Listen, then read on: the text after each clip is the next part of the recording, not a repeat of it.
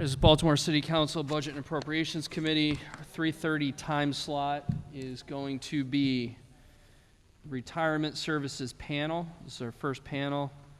It's going to be the Employees Retirement System, ERS, Fire and Police Employees Retirement System, FPERS, and Elected Officials Retirement System, EORS.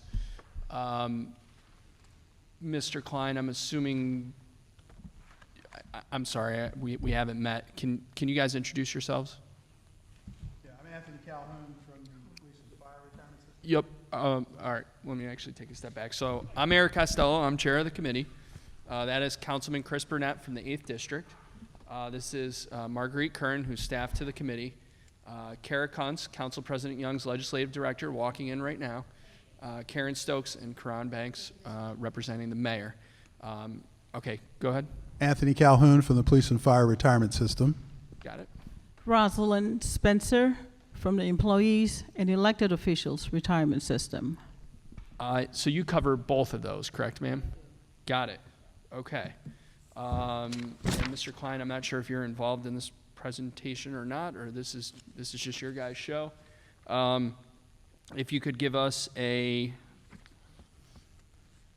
10 or 15 minute overview of what's happening, and maybe we'll have some questions, maybe not. And we are now joined by Councilwoman Shannon Sneed from the 13th District. Is it okay if we... You can do whatever your heart's desire today. Just please speak into the microphone when you're doing it.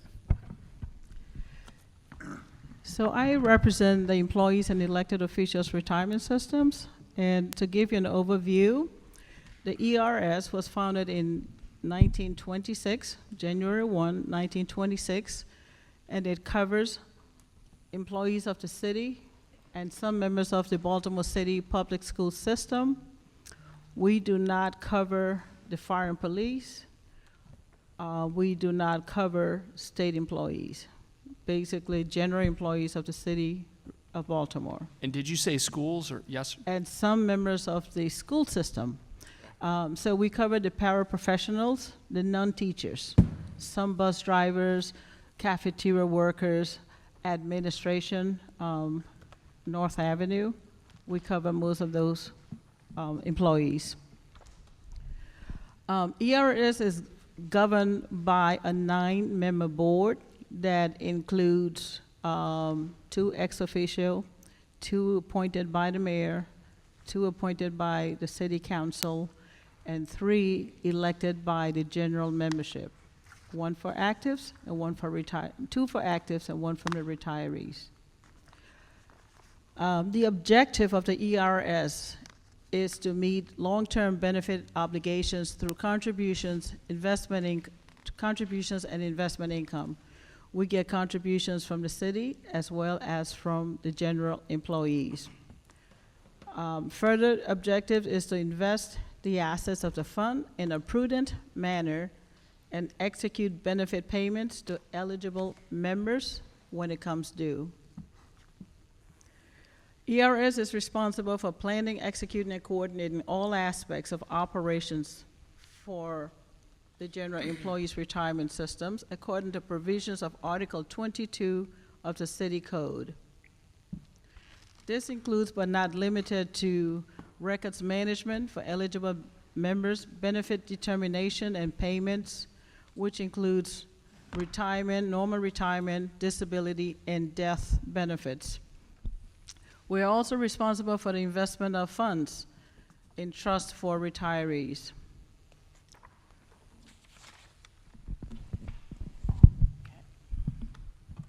We've been joined by Vice Chair of the committee, Councilman Leon Pinkett from the 7th District, and Councilman Robert Stokes of the 12th District, and Paul Plymouth from the Council President's Office. Thank you, Mr. Chair. Police and Fire, sir, can you give a similar overview? Oh, Police and Fire, sure. As I said, my... And can you use the microphone, please? Yeah, that's right it's being recorded. Good afternoon, members of the, Chairman Costello, members of the council and staff.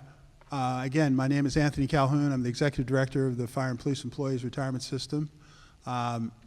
We were established by charter and city ordinance in 1962 as a defined benefit plan covering all uniformed employees of the city fire department and police department. The civilian employees are in ERS. As of the end of FY16, the F&P covered approximately 4,100 active members and 6,300 retirees, a total of about 10,400 members. There are 11 board members.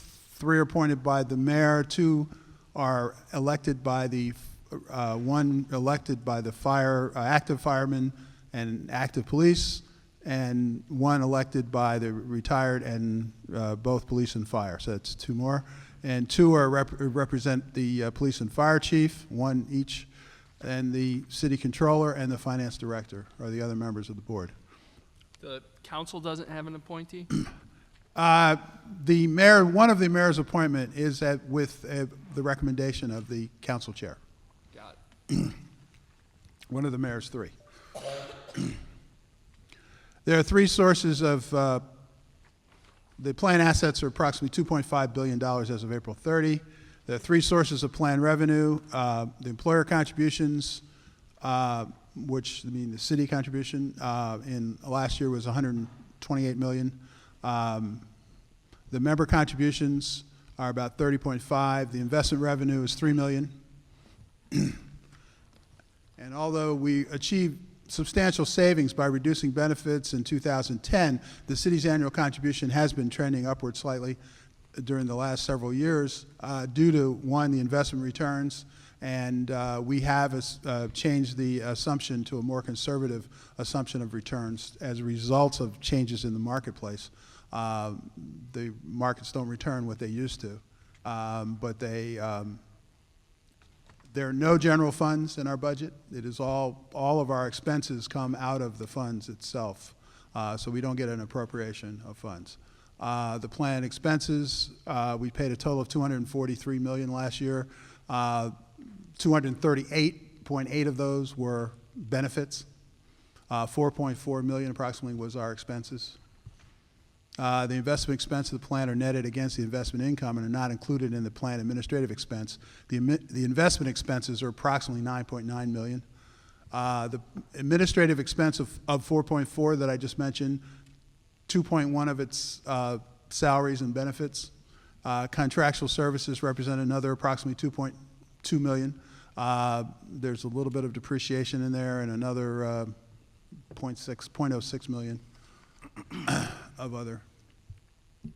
Of the $2 million paid to contractual services, about 900,000 is related to IT support, which includes our financial and accounting systems, benefits, calculations. A lot of this is automated because in police and fire, the benefit calculations are fairly complicated, and there are a lot of options that they have based on the law and changes in the law over the years. So the law has been amended many times over the years, and it has created additional changes and additional benefits. And about 275,000 is lease payments. The payroll processing is about 333,000, and there's 153,000 in printing and postage, 142,000 in actuarial services. We operate with a staff of approximately 29 people right now. There are 5 vacancies. Accounting and functions of each F&P department may be summarized. We have administration, which is the management oversight of all F&P services and processes. It's only 4 people. Human resources, 1 person, which includes hiring, ADA compliance, FMLA compliance, workplace management, violence management, time and attendance processing, and so forth. All those human resources related things. Communications, again, 1 person. Oversight over external F&P communications, including union meetings, employee seminars, our F&P newsletters, our articles, and our website, which is very robust, and I urge you to look at it. It has a lot of information on it. The benefits is one of the major areas, obviously. About 8 people, supervision over accurate and timely payments of F&P pension benefits, including member enrollments, beneficiary changes, benefit estimates, disability retirement calculations, payment of repurchase and transfer of service credits, withdrawals, active and retired survivorship benefit calculations, So they interact, the benefits area interacts with our population fairly regularly. In records, we have 4 people in records that supervise telephone interaction, letter preparation, data entry, file maintenance, member correspondence, mail processing. 5 people in accounting that deals with all of our payroll, staff payroll, payment of vendor invoices, investment management, custodian, wires, deposits, account reconciliation, all those types of things that accountants do. We have 2 lawyers and a person that deals with disability determinations. So we have a lot of legal issues, research, analysis, and collections of potential overpayments, vendor contracting, drafting and interpretations of legislation, because periodically there is legislation or amendments to legislation. They're involved in the disability determination process, and there are actual hearings that we have for disability. So there are actual hearings that are going on, which we participate in directly. We also have divorce, powers of attorney, orders of legal guardianship. All those kinds of things happen in a retirement system, as well as the board governance and labor management issues. The IT oversight includes the information technology, project development, maintenance of our telephone system, copier, printing network. We also have a board doc system that the board members use, which is on the computer. Retirement payroll interface, membership database, website and retirement estimators, automated annual membership statement processing. Our members get an annual statement every year. Retirement calculations and processing systems, as well as just the maintenance of our computer network day to day. Recent cost-saving initiatives, finally, conversion of biweekly to monthly payroll. ERS did it several years ago. We just did it 2 years ago. Transfer from hedge, we changed some of the things in our investments. Our hedge funds from fund to funds to direct saved about $1 million in management fees. The reallocation of $400 million in the immunized portfolio across various asset classes, which should increase the investment performance and decrease annual contribution over time. We modernized the disability process, and we're trying to ease collection of medical documentation and weed out frivolous claims. We automated the retirement calculation and processing, maintained static staffing despite increased complexity and demands of benefit processing. So that's sort of an overview of what we do on a daily basis. We've been joined by Councilman Brandon Scott from the 2nd and Vice President of the Council, Sharon Green Middleton from the 6th District. Thank you, Mr. Chair. Is the board a party to the larger lawsuit? It was, but it was removed from there for now. But they retain the right to bring the board back into it. But as of right now, they're not party of it. And that was the judge that removed? Yeah, but I guess it was based on an agreement. One, they realized It was voluntary. It wasn't. It was voluntary, and the judge approved. I think that's. Yes. Sorry, I asked the question the wrong way. Your separation from that was voluntary with the judge's approval of that. Is Yes. that correct? Got it. Councilman Pinkett? Thank you, Mr. Chair. I'm sorry if I missed this earlier. I just had a question related to the, I guess, health care for employees, well, actually health care for retirees. Can someone kind of speak to I guess, the reform plan and how that impacts the individual retiree? I mean, is it we were covering 100% of the Medicare and now it's going to be 80%, or is it a So, big? yeah, these guys don't have anything to do with that. Oh, okay. I can talk about that if Can you'd you? like. Yeah, please. So, we have a generous Medicare supplemental program for our retirees, and what we did in this fiscal year was Medicare covers 80%, and we were covering 100% of the 20%, and now we're covering 80% of the 20%. So it was not a gigantic shift of costs, but still added up to about $8.5 million of savings to the city. So is there any analysis on what that looks like to the individual retiree? And part of the Yeah. reason I'm asking is, I guess the assumption would be that these are individuals who aren't earning any more income, so that, what they get is fixed. And so, and maybe even especially in a later stage of life, there are more need for health-related expenses. What does that mean to? Yeah, I can provide you that information. We have a memo that we provided last year during budget hearings along those lines. I can provide that to you. And I appreciate that, but can you just talk a little bit? I'm just trying to figure out. You said there's an $8 million savings, and obviously we're looking for savings and we're looking for money, but So it's to take money from a population that has limited means to create more income, I'm just curious what kind of decision, what kind of thinking goes into looking at that as opposed to trying to find some other sources. Yeah, so it's, say I have a $100 claim. Currently, Medicare is covering 80 of that, and the city was covering 20.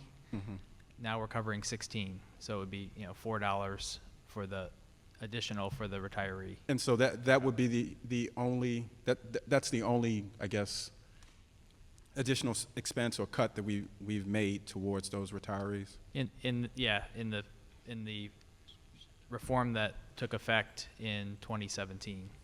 Okay. All right, yeah, I'd love to see that analysis Sure. and how we just made that decision. Thank you. Sure. Councilman, can you summarize your documentation request, please? Yeah, an analysis of the decision-making process to consider making a reduction on our contribution to the Medicare related to retirees. And I would just point out, there aren't many people who have 100% of their costs covered.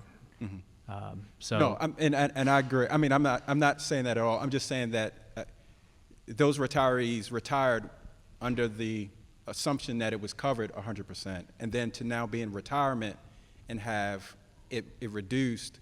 It'd be one thing for new retirees to walk into the situation knowing what it is, but what about those who are already retired?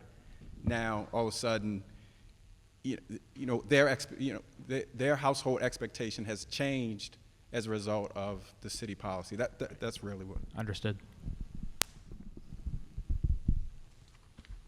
Colleagues?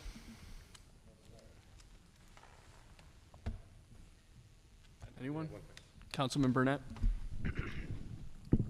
So page 67, service 152, it says, and this is just a small question, percentage of members using the self-service portal was 0%. Right. Is there any outreach being done to let folks know that that exists? It's not 0%. Oh, okay. Ma'am, can you use a microphone?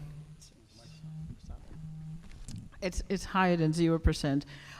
The self-service portal is a very instrumental, very important portal to the membership. It's available to them online at any time of the day. They go in and enter the password, put in a few pieces of information like the date of birth or the year of employment, and they can actually do an estimate of what their pension will be when they retire.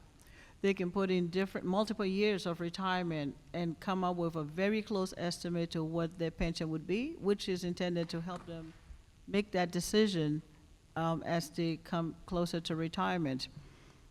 It's a free service, and only reason why the membership, I would think, is not using it is they may not have access to computers, or they may not find it as important until they're near retirement.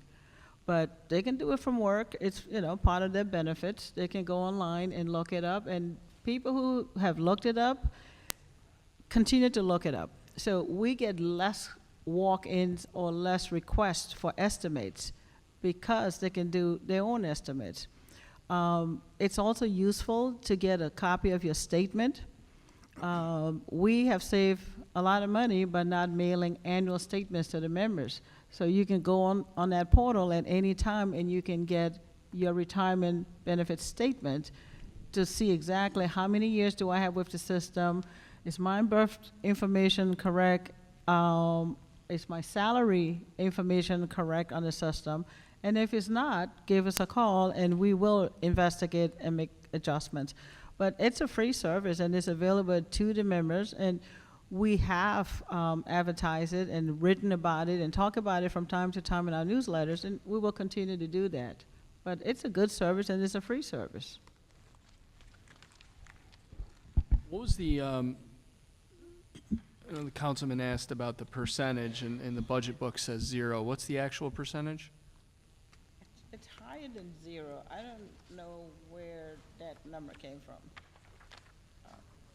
Did you populate that, or did BBMR? Yeah, we publish the numbers that agencies provide to us. I mean, I can look into how that, why that's wrong, if it is, but first I've heard that that's not the correct number.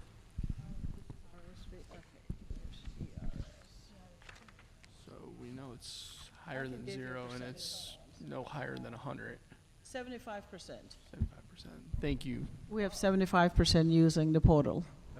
That's impressive.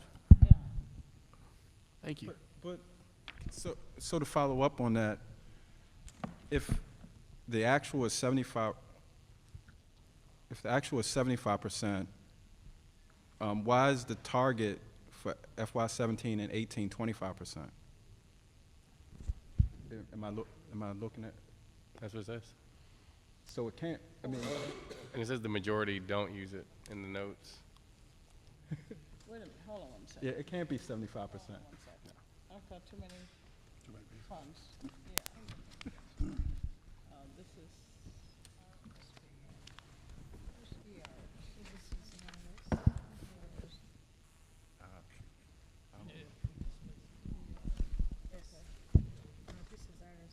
This is all RSP too.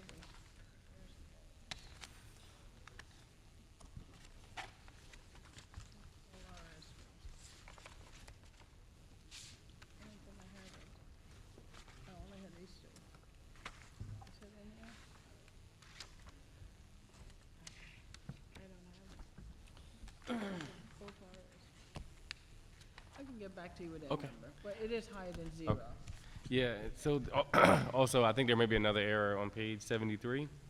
It also says 0% of employees are saving at least Okay. 10% of their salary, so this could be some clerical errors. I do have it, and it is 75% for ERS, and we're trying to get up to 90%. Okay, Yep. I have a copy of, in case you want a copy of it. okay. So can I ask another question related to just a point of clarity? So with the average wait time to respond to retirement inquiries, I mean, it has numbers, but what do those numbers mean? Is it minutes, hours, days? I'm sorry, Service 152, page 67. It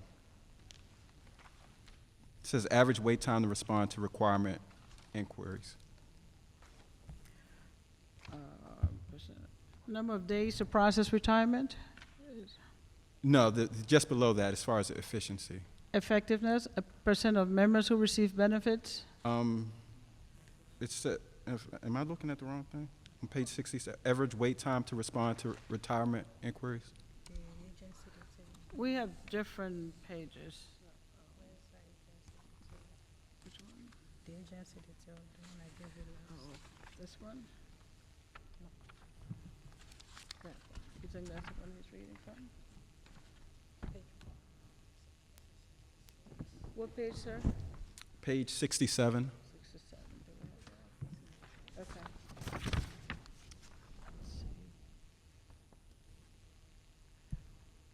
Okay, right. So which one are you inquiring So about? average wait time to respond to retirement inquiries.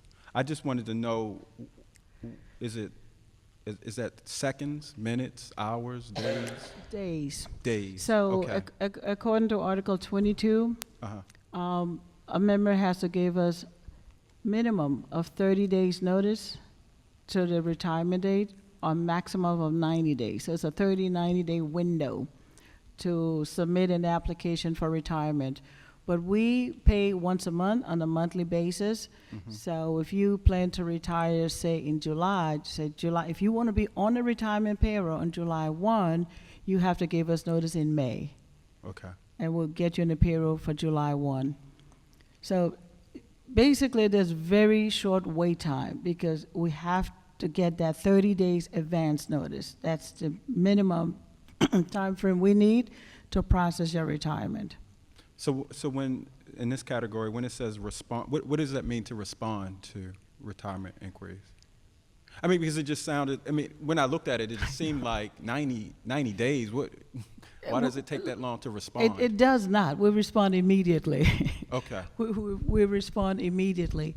If you put in for retirement, you can call in, you can send in a request for retirement, and you will get an immediate response.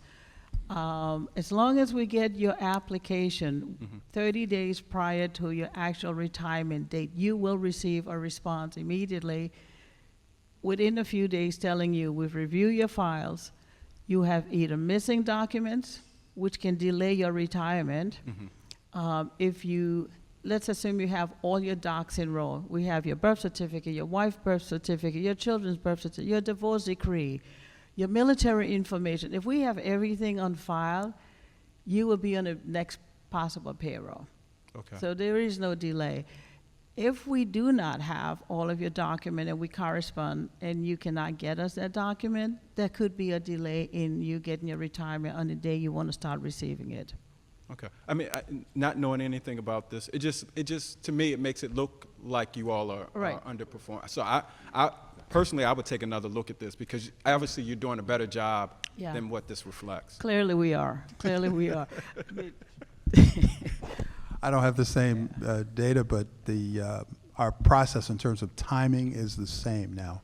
The window she talked about, the 30 to 90, we do the same thing. And we also, you have to be on, we pay on the 15th, but you have to be on the payroll by you have to be on the payroll by the first of the month to get paid on the 15th. And so we have that 30, 90-day window, same for police and fire. It's the same now. Didn't used to be. It used to be they could retire on any day they picked. But now it's the same as ERS. Gotcha. Thank you. Colleagues, any other questions? All right, we're going into recess until, thank you very much. We're going into recess until 4:30 p.m. We have a panel on innovation, Department of Finance, Mowat, Comptroller's Office, and the Municipal Telephone Exchange.